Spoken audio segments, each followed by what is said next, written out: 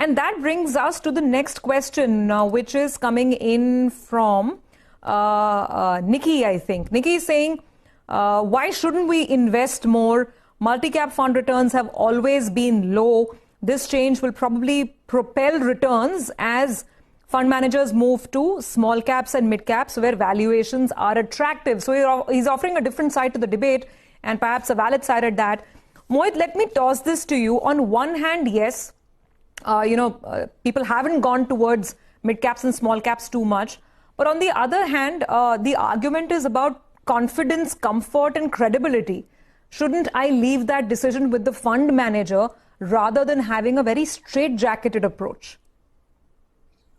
Surbhi, yes, I'm a firm believer of both art and science in this game of fund management. Look, so you can incorporate as much science as you want. You can give categorizations, and perhaps I think it's to an extent the regulator has to do that. They have to manage all sections and interests of the retail investors to a larger extent, right? But you have already given a lot of categorizations, which was given in 2017. It's just 3 years. Let them stabilize. Let markets be aware of what they are, and let actually every fund house fulfill the entire shelf, get all products out in the market under each category.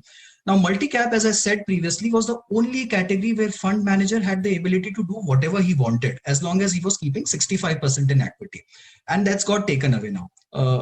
Focused is a little closer to that sense, but it is restricted to 30 stocks. But Focus still allows him to move across market caps. So I agree with you to some extent in that sense that one or two categories should be given where leeway is provided to the fund manager, and maybe you can now reclassify it and call it a flexi cap, which the industry is arguing for. To answer what Nikki is saying, look, from a very long-term perspective, I think once you're investing, you have to take care of your risk profile. You have to see whether your risk profile allows you to invest and how much does it allow you to invest in mid-small categories. You can perhaps go and buy separate mid and small cap funds if you really want to take that call. I would rather stay away from multi-cap category for next 4 to 5 months till the situation stabilizes and we clearly know that which scheme is taking what stance. Today, I don't know whether a multi-cap scheme which I invest into will remain a multi-cap scheme. It might perhaps convert into a ESG fund or a focus fund for all that I know, right? And it will still not take small cap, for which I'm wanting to go for.